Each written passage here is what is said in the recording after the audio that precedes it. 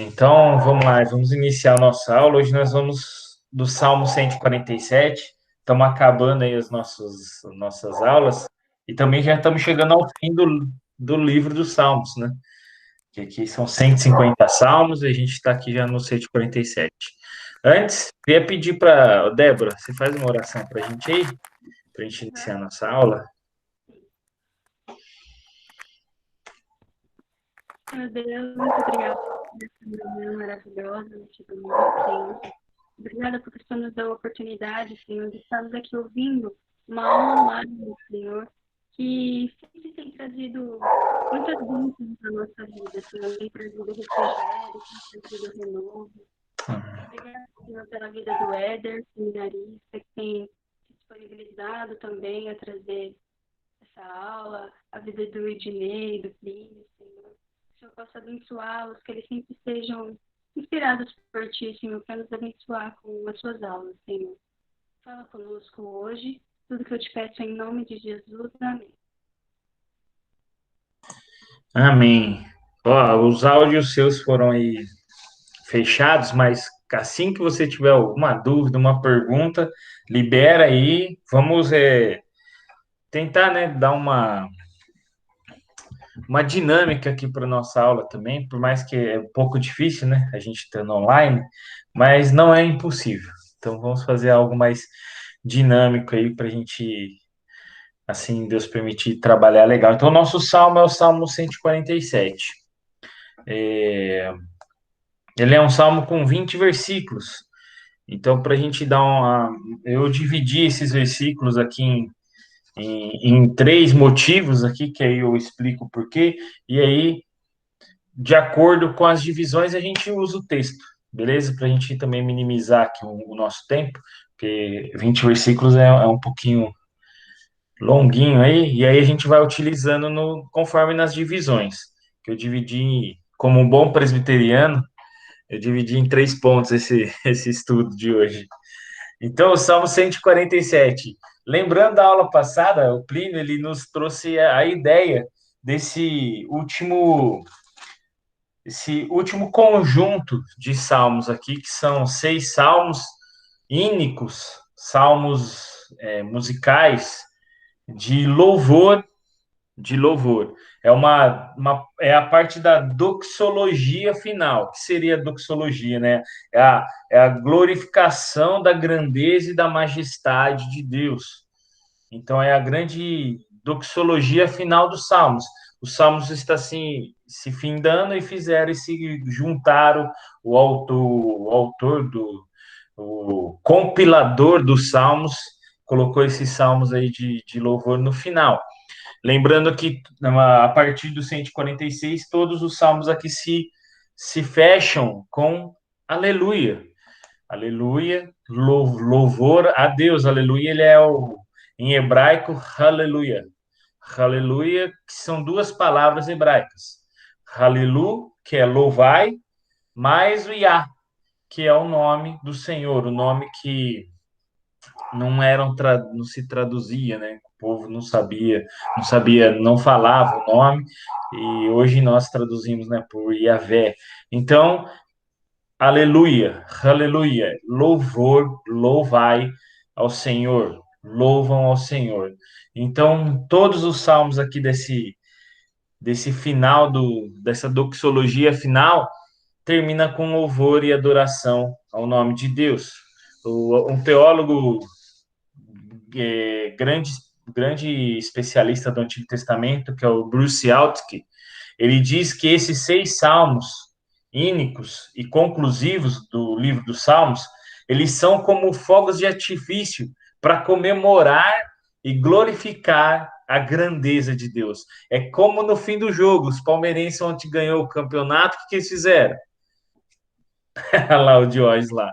Soltaram o rojão, aquele rojão que estava guardado há trocentos anos lá no armário, foi soltado, porque de grande Ofensa Corinthians agora.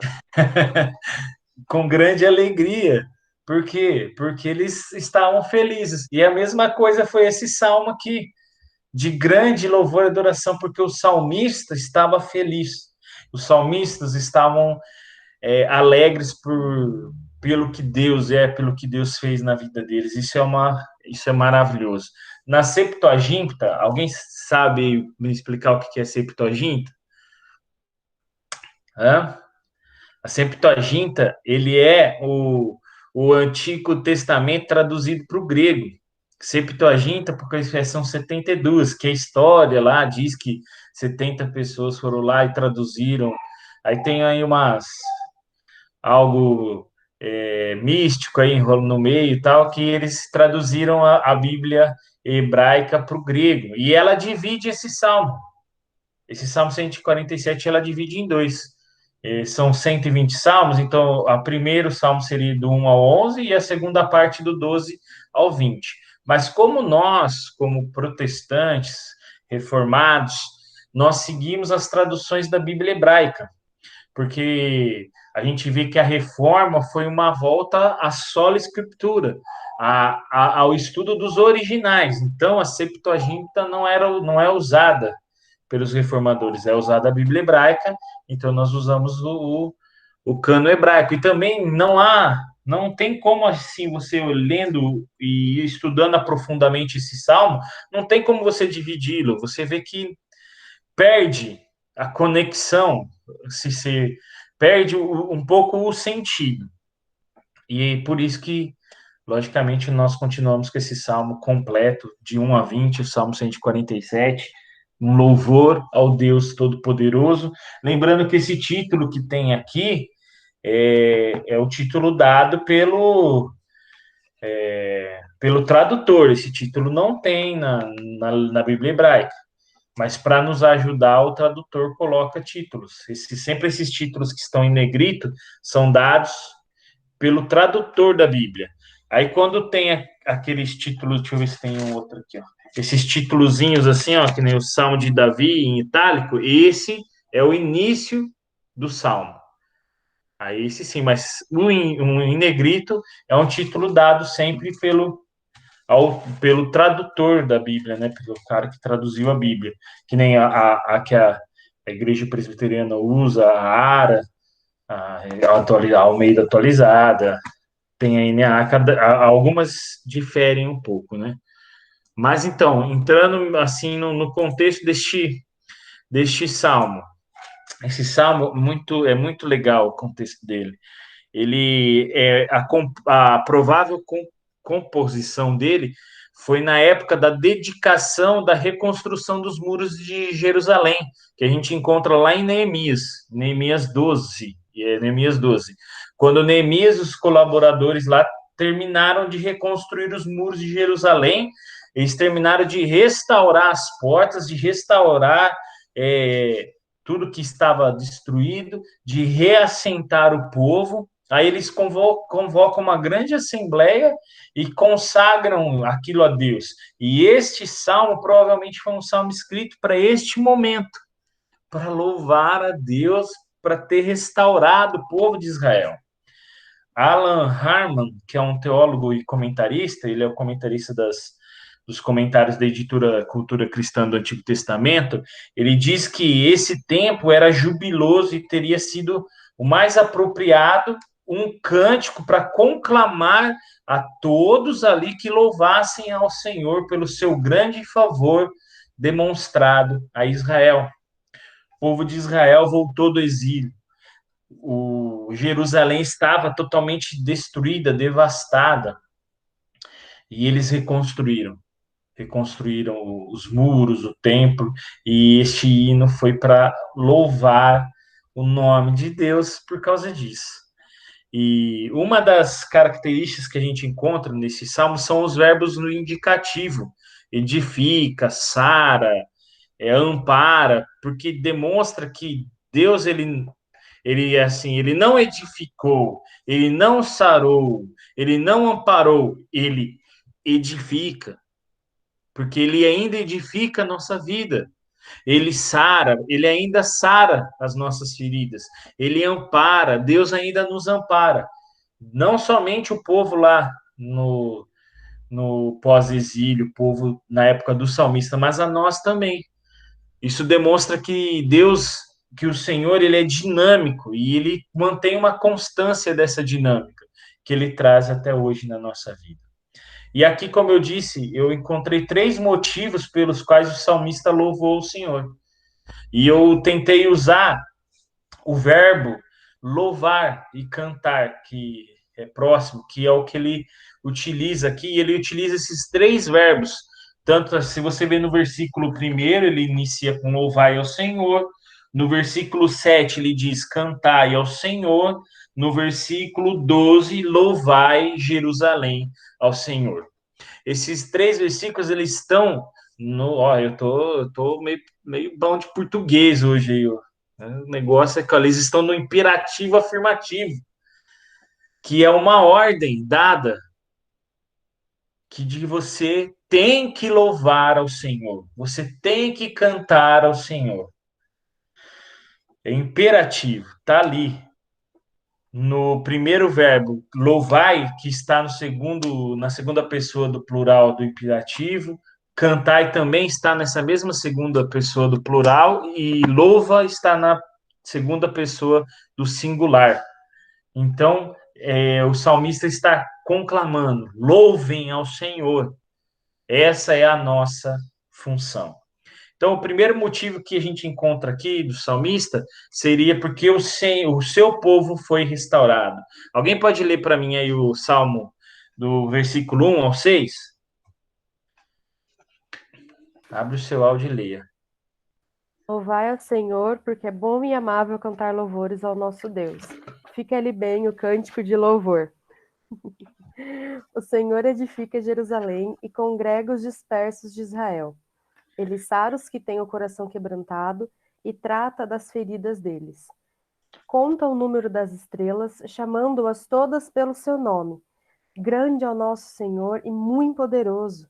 O seu entendimento não se pode medir. O Senhor ampara os humildes, mas faz com que os ímpios caiam por terra. Oh. Então, qual que é esse primeiro motivo? Louve ao Senhor, porque ele restaura o seu povo. Deus, ele restaurou o povo de Israel. Gente, grande alegria, né? Eu nem posso ler esse salmo, a gente sabe de cor, né? O primeiro, né? Coralzão lá. Louvai ao Senhor, porque é bom e amável cantar louvores ao nosso Deus. Então, a convocação inicial, que é esse nosso hino, nesse nosso versículo do coral aqui, ele mostra o valor do louvor.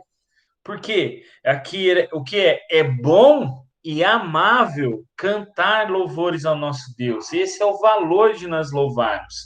E isso nos lembra também, a não ser o coral, nos traz a ideia do Salmo 133, que o Ney nos trouxe na aula. Como que é? Como é bom e agradável viver unidos os irmãos. Há uma similaridade. Mas o paralelo que nós podemos traçar aqui, a gente pode traçar com o Salmo 135, que lá ele diz que louvai ao Senhor, porque o Senhor é bom, cantai louvores ao seu nome, porque é agradável. A gente viu que é esse paralelismo e que o salmista traz, né? Provavelmente nesse dia que aconteceu de clamor pela restauração lá do povo de Israel. Então, o sentido de encontrarmos aqui no hebraico é uma afirmação de que, gente, é bom a gente cantar louvores. O louvor é algo jubiloso, ele é apropriado e nós devemos fazer isso ao Senhor. Isso é bom, é amável, é agradável. E trazendo de volta para o contexto, a gente lembra que o povo estava exilado pelos babilônicos, pelos medos, pelos persas, e até que Círio publicou o decreto e começou a voltar o povo de Israel, reconstruir o templo, e aí Neemias, por volta de 440 a.C., veio para restaurar os muros lá de Jerusalém, as portas, e isso já tinha sido falado pelos profetas, por Isaías, por Jeremias também, que eles haviam previsto o cativeiro, mas também previsto a libertação e o regresso do povo para Israel. E como sempre, Deus mostrou que a sua palavra profética era verdadeira. O povo ficou lá os 70 anos e retornou a Israel. Porém, o salmista ele não se atenta em dizer detalhes, porque aqui ele quis somente louvar a Deus por tudo que ele fez. Mas a gente pode lembrar que muitos que retornaram perderam seus entes queridos no cativeiro, chegaram, a cidade estava devastada, só ficou velhos, crianças, pessoas pobres. A cidade estava destruída, seus muros destruídos. E eles conseguiram levantar tudo aquilo. Logicamente, e naquela época, se você ter um muro na sua cidade, você ter uma proteção na sua cidade, era algo essencial. Mas uma coisa também que a gente tem que entender que é a simplicidade da construção desse muro. Eles fizeram tijolos de barro, mas algo simples. Mas eles levantaram aquilo e viram aquela coisa maravilhosa, viram que Deus os ajudaram e Deus fez tudo isso, e isso alegrou o coração e eles louvaram ao grande Deus, ao grande Deus. E a gente não se admira que eles a gente não é de se admirar que eles estavam com seus corações quebrantados. As feridas estavam sendo saradas, mas não eram feridas de corpo, mas sim no coração. Uma coisa assim que me chama a atenção, a gente não vê murmúrios nesse salmo, a gente só vê louvor. A gente vê que eles se arrependeram, viram que o que eles sofreram foi por causa do pecado do povo. E agora a gente retornou, Deus nos deu a força e nós reconstruímos tudo isso.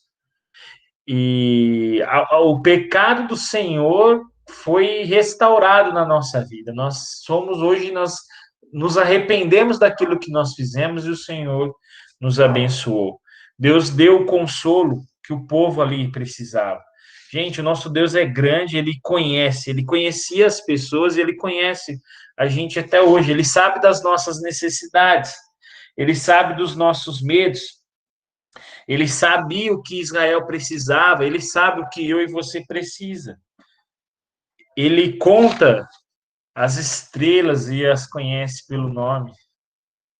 Gente, isso daí ele é maravilhoso. É maravilhoso. Assim como Deus restaurou Israel, reconstruiu o muro e o templo, trazendo de volta a dignidade para aquele povo, que agora eles poderiam ser temidos novamente, eles poderiam se proteger novamente das investidas dos inimigos.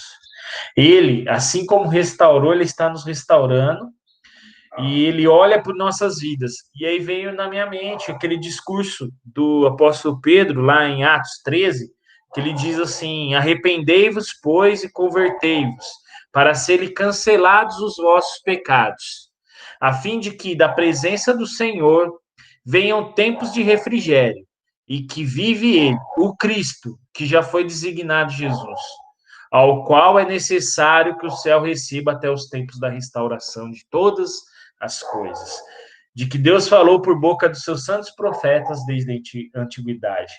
Meus irmãos, assim como Deus restaurou Israel, ele está nos restaurando até a volta de Cristo. Nós estamos sendo preparados, pouco a pouco, aperfeiçoados para a volta de Cristo. Assim como ele supriu as necessidades do povo de Israel, assim como ele sarou os corações quebrantados, arrependidos, limpou suas feridas, ele tem feito isso conosco, e a gente tem que começar a enxergar isso. Esse é o grande Deus, e o Deus que enviou o seu Filho Jesus para nos livrar da escravidão do pecado e nos restaurar, e nos ajudar a buscarmos a ser santos, santificados a cada momento, até a grande volta de Cristo, para que aí a gente já vai ser restaurado por completo. Vamos estar lá em corpo, em glória, louvando, adorando a todo momento naquele lugar onde não vai ter choro, onde não vai ter tristeza, nada mais. Por isso que nós devemos louvar ao Senhor, porque é bom e amável cantar louvores ao nosso Deus, porque Ele tem restaurado o seu povo, Ele tem restaurado a nós. Esse é o primeiro motivo. Alguém tem alguma coisa para perguntar, ou alguma coisa para completar, para dizer? Então, tem um comentário do Matthew Henry na revista, que ele fala que louvar a Deus é um trabalho que é o seu próprio pagamento. E eu fiquei encantada com essa frase, porque realmente quando a gente louva a Deus, há uma alegria, há um prazer em louvar a Deus. Não, então é como se a gente não precisasse mais de recompensa, porque o privilégio de louvar já é uma recompensa. Já é uma recompensa, o privilégio de a gente adorar Ele, porque Deus foi feito para ser adorado. Qual que é o principal O fim principal do homem, do homem? glorificar a Deus e deleitar-se nele para sempre. Acabou. Então, essa é a nossa principal atividade no mundo. Então, louvar a Deus é a dar a Ele o que é dele. O que é dele. E Deus O, fez o tudo, né, homem, o homem pra gente louvar a Ele, né? Tudo que Deus fez foi pensando na sua adoração, no seu louvor. Sim, isso mesmo, né? Falando aí. não quer falar que o homem é o homem litúrgico por excelência, né? Não lembro quem que foi, se foi o Igor Miguel, que falou que, ou o Peter Leithard, não sei, que ele fala que toda a nossa anatomia nossa, ela é uma anatomia de adorador, de seres adorantes. Sim. Nossa biologia é adoradora. Isso é fenomenal, né? Fenomenal.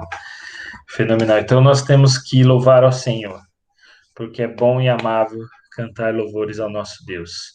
Então vamos partir agora. O nosso primeiro motivo é porque Deus restaurou aquele povo e ele ainda nos restaura, está nos restaurando. O segundo motivo é porque a terra foi revigorada. Alguém pode ler aí para mim do Salmo 7 a 11?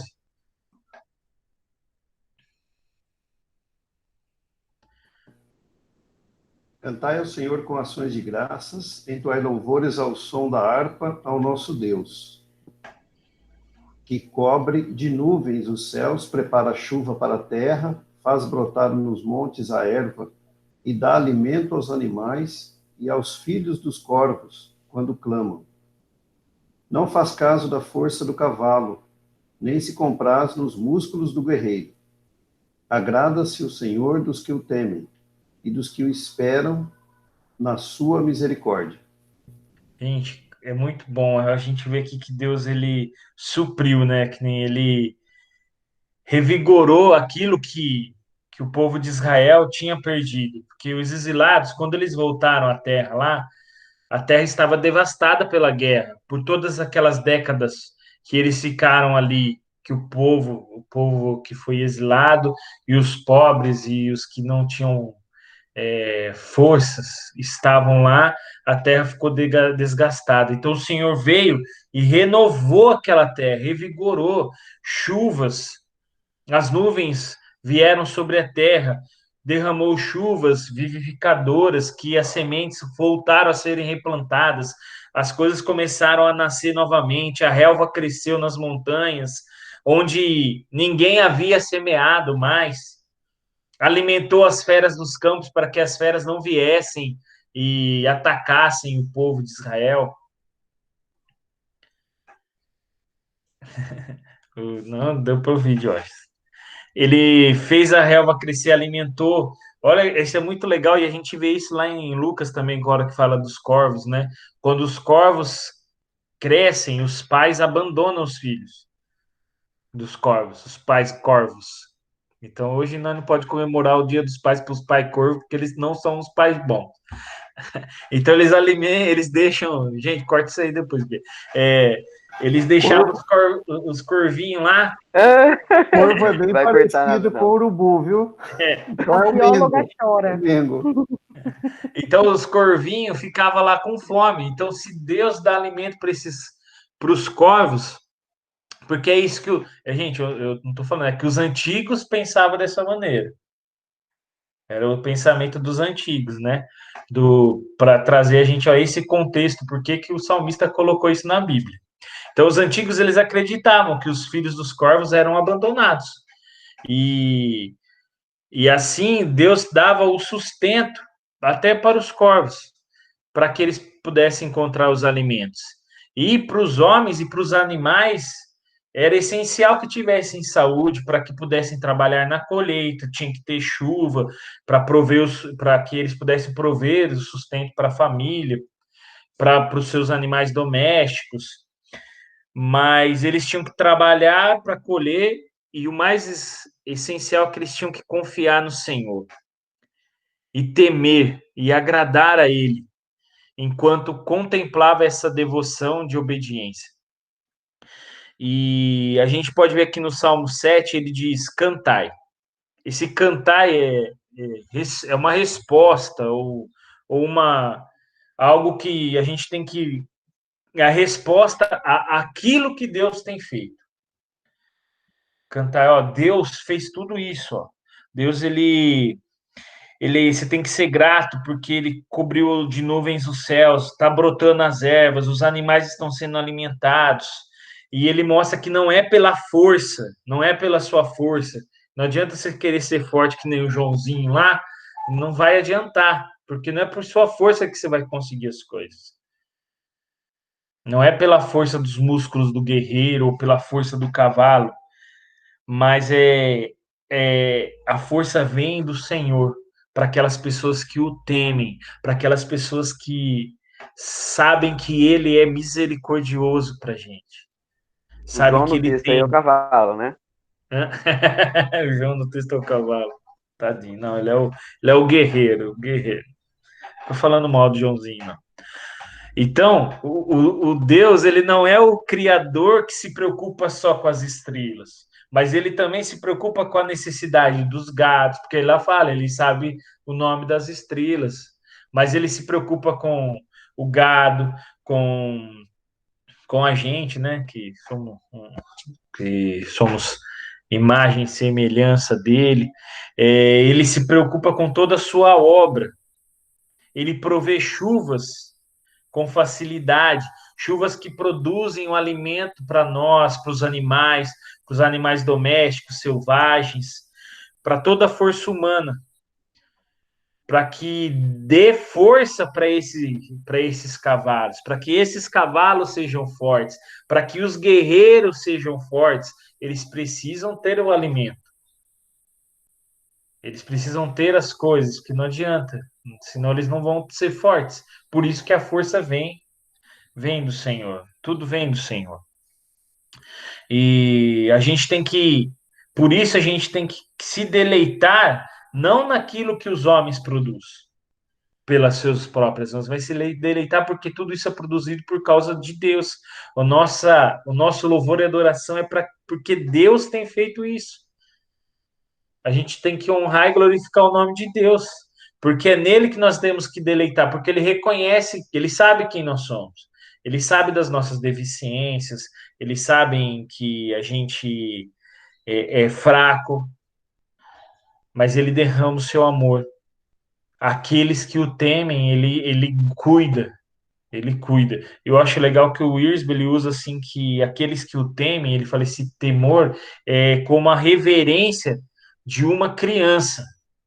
Como uma criança obedece e teme o seu pai, porque ele sabe que seu pai quer também o seu bem. Não a obediência de um escravo, que faz por medo, não é um temor assim de um medo de sofrer, mas é um temor porque você não quer é, é, esqueci uma palavra assim, que você não quer deixar o seu pai triste. Você não quer entristecer o seu pai. É esse temor que a gente tem que fazer, é louvar a Deus, agradecer a Ele, porque a gente não quer entristecer o coração de Deus, porque Ele tanto tem feito por nós, tanto tem feito por nós. Então, meus amados, nós temos que ser gratos. Nós temos que ser gratos porque Deus supre as nossas necessidades. é Ele que nos dá o alimento do dia a dia. Nós temos que reconhecer o quão maravilhoso Ele é, que Ele diz aqui, ó, o Senhor se agrada daqueles que o temem, daqueles que esperam na sua misericórdia.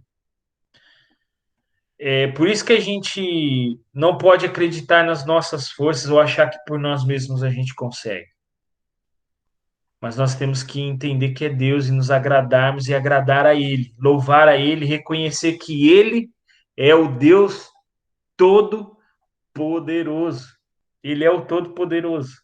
E por isso nós temos que louvá-lo, porque Ele revigora e supre as nossas necessidades. Então esse é o nosso segundo motivo, porque a terra foi revigorada e porque ele supre as nossas necessidades ainda hoje, assim como ele fez com o povo de Israel. Alguém tem alguma coisa aí para esse segundo motivo? Tem alguma coisa para complementar aí? Para a gente ter aí um diálogo assim bem legal entre nós aí. Ó, Jorge, estou rapidinho, hein, para você ir cozinhar logo, logo. Então, esse foi nosso segundo motivo. Lembrando, a gente tem que louvar a Deus porque Ele restaurou a vida do salmista, Ele vai restaurar a nossa vida, Ele está restaurando nossa vida, porque Ele revigorou a terra lá para o salmista e ainda hoje Ele tem revigorado a nossa terra, as nossas necessidades. Ele tem suprido as nossas necessidades. E o terceiro motivo aqui, alguém poderia ler para mim aí, ó, dos versículos 12 ao 20? Abra seu microfone e leia.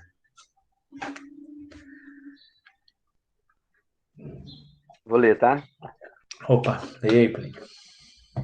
Louva Jerusalém ao Senhor. Louva Sião ao teu Deus.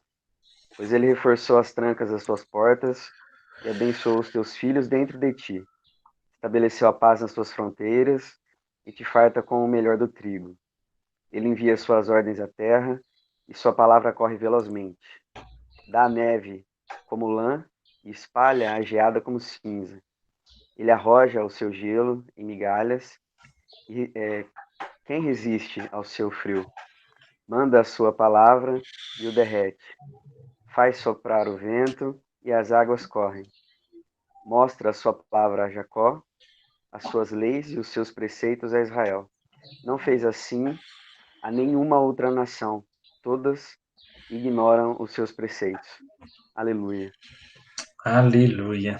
Amém. Então, o motivo aqui, o terceiro motivo é que ele se revela a nós através da sua palavra. Nós vemos aqui o poder da palavra de Deus, o poder daquilo que Deus tem revelado para nós, aquilo que Deus tem revelado lá para o salmista naquela época e o que ele tem feito para nós. Aqui nos primeiros versículos, Sião, Jerusalém, ele é abordada diretamente e é instigada a louvar a Deus.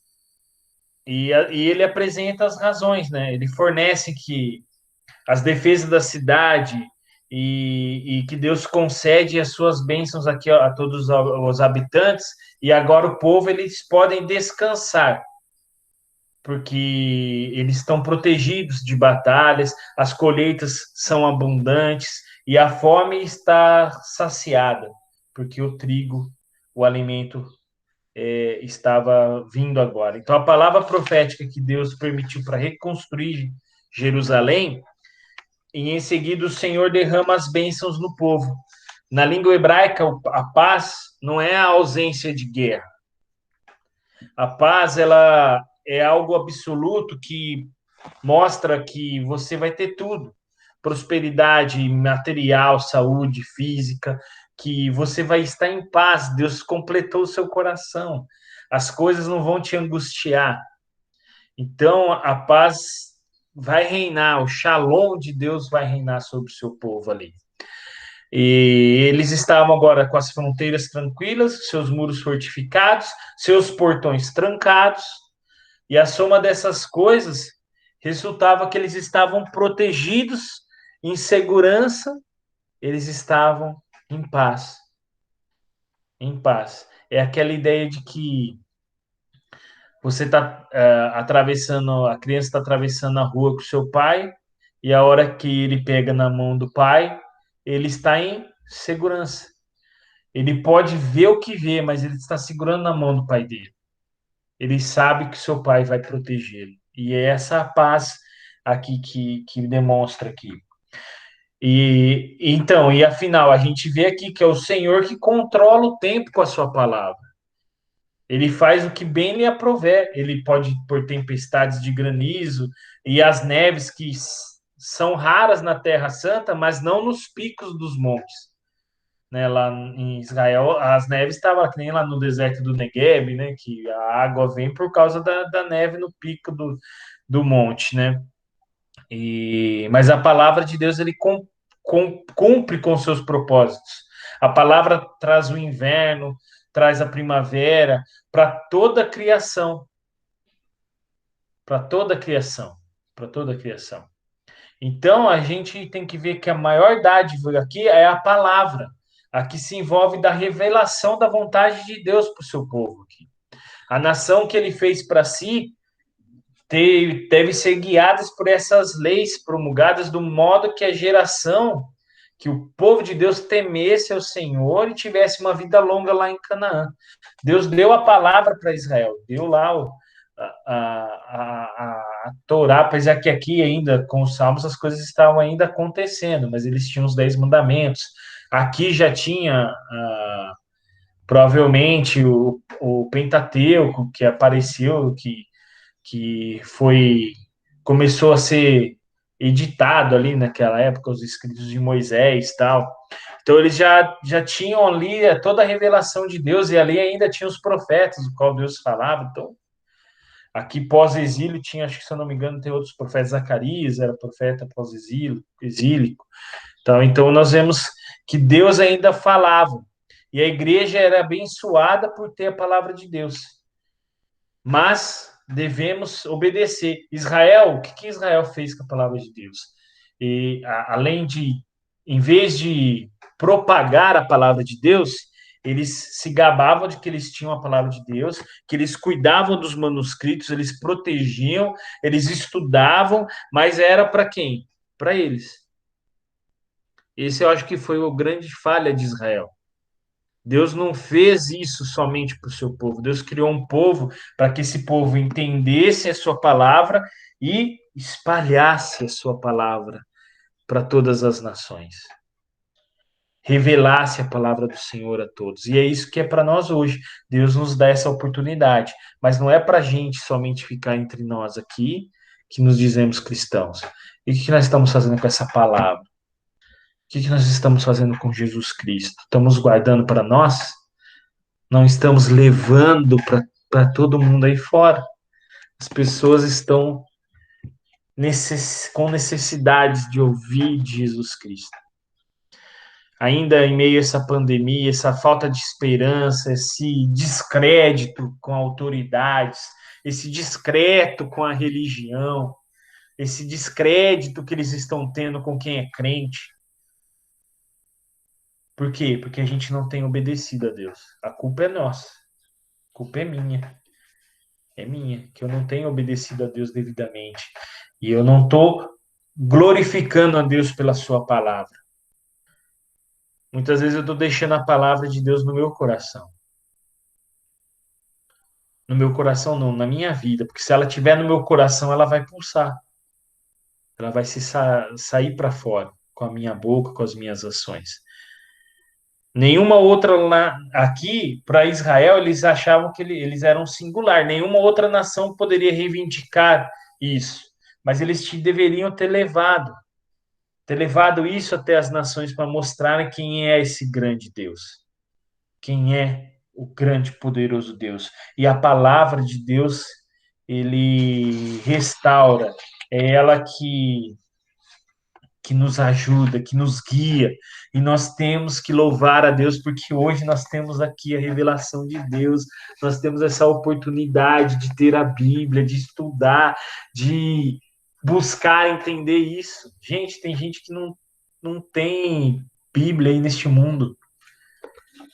E eu olho ali na minha estante de livros, Eu tenho 10 Bíblias, 10 tipos de Bíblia para poder consultar. E você vai lá na China, as pessoas não têm Bíblia. Na Coreia do Norte, os cristãos que estão escondidos leem por folhas que foram lhes dadas, ou por pessoas que são bons de memória e leu a Bíblia alguma vez na vida e está lá. Está lá. Nós temos que louvar a Deus porque a gente tem essa oportunidade de ver a revelação de Deus, que é a sua palavra em nós. Após o recital de todas essas obras aqui do Senhor, a conclamação final e oportuna é uma repetição da inicial. As considerações da ação divina na criação e na redenção levaria a mais louvor e mais louvor e mais louvor e mais louvor e mais louvor. Nós temos que ser gratos. E essa gratidão restaura o nosso louvor. É que nem eu não sei eu estava até conversando com a Patrícia, eu falo assim, por isso que quando eu canto, até no coral, apesar de não cantar bem, ser meio ruim assim, meia boca, eu sorrio. Porque não é porque eu creio que é algo automático dentro de mim, porque eu quero louvar a Deus porque eu sou grato. Grato porque Ele faz, porque eu não mereço nada. Eu sou grato quando eu canto que grande é o nosso Deus e as obras que Ele faz, porque não há limites para a gente falar o quão maravilhoso Ele é. E é por isso que o sorriso tem que vir ao meu rosto. Porque mesmo eu sendo pequeno, frágil, como a Patrícia diz, sendo um tranqueira, ele me ama e ele tem sido maravilhoso para comigo. E eu acho que a gente cantar de cara feia, de cara fechada, pensando só em atingir as notas, e senão o Diógenes vai ficar bravo, ou senão eu vou atrapalhar o. Gente, se a gente esquecer qual que é o motivo do nosso louvor, logicamente, a gente tem que cantar bonito, porque senão a gente não vai fazer um louvor feio para o Senhor, né? Tem que dar o melhor para o Senhor. Mas tem gente que também, assim, tem gente que não tem um nível tão superior, assim, sabe? Mas a gente tem que louvar em gratidão, com o coração, com amor, com um sorriso no rosto. E a palavra de Deus, as escrituras estão nas nossas mãos e a gente tem que meditar nela, aprendemos que Deus agiu em nossas vidas através dela e para que a nossa vida seja como o final desses hinos, desses 6 hinos aqui, que finalizam com aleluia. Que nós também possamos louvar ao Senhor em todo tempo, em todo tempo. Concluindo, um detalhe interessante que eu já tinha dado o spoiler dessa pegada aqui, que a gente não vê uma murmuração, nenhuma murmuração aqui do salmista. Ele não vem, ele não fala só, oh, o Senhor nos levou para a Babilônia, agora, e ele não podia ter feito isso, tá? A gente não vê nenhum murmúrio, a gente só vê alegria. E esse povo sofreu 70 anos num, num lugar onde não era sua terra. Os pobres, os oprimidos ficaram largados numa terra onde estava devastada, onde não conseguia mais se plantar. Mas eles não murmuraram, em nenhum momento você vê um murmúrio aqui, mas você vê somente arrependimento, corações restaurados e louvor ao nome de Deus. E assim como a gente viu nesse salmo que nós devemos reconhecer, recapitulando, a adoração e o louvor devem ser dadas unicamente a Deus, somente Deus é digno de louvor e adoração. Somente Ele é digno. Por isso que nós temos que louvá-lo, porque Ele é digno, porque Ele tem restaurado as nossas vidas. Devemos louvar a Deus porque Ele é bom, porque Ele nos edifica, porque Ele derrama curas em nossas vidas, porque Ele tem nos restaurado e Ele mandou o Seu Filho, Jesus Cristo, que quando Ele voltar, nós seremos restaurados totalmente e viveremos junto dele. E Cristo nos levará para com Deus. Nós devemos louvar em gratidão pela misericórdia e porque as nossas necessidades são supridas por Deus. E isso deve impulsionar o nosso louvor. O nosso louvor deve ser impulsionado pela gratidão. Por isso que quando a gente louva, a gente tem que sorrir. Porque nós somos gratos. Nós somos gratos por tudo que Deus tem feito. E por fim, devemos louvar a Deus porque Ele é todo-poderoso e porque temos que ter paz, a paz que só vem dele. Que só vem dele. E que Ele se revela tudo isso através da sua palavra. Aleluia, aleluia. Louvemos ao Senhor. Que nós possamos ter uma vida de louvor e adoração a Deus. Alguém tem alguma coisa para dizer? Algo para completar?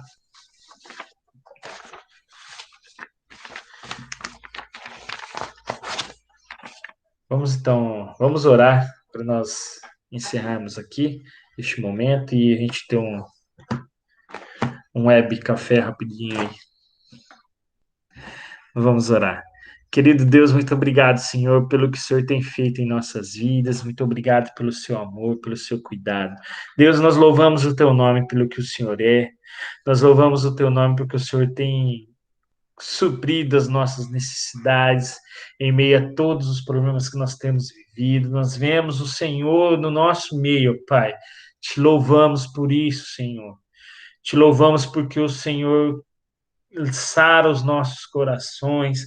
Te louvamos porque o Senhor conhece os nossos erros, conhece os nossos defeitos e mesmo assim o Senhor não nos abandona, Pai.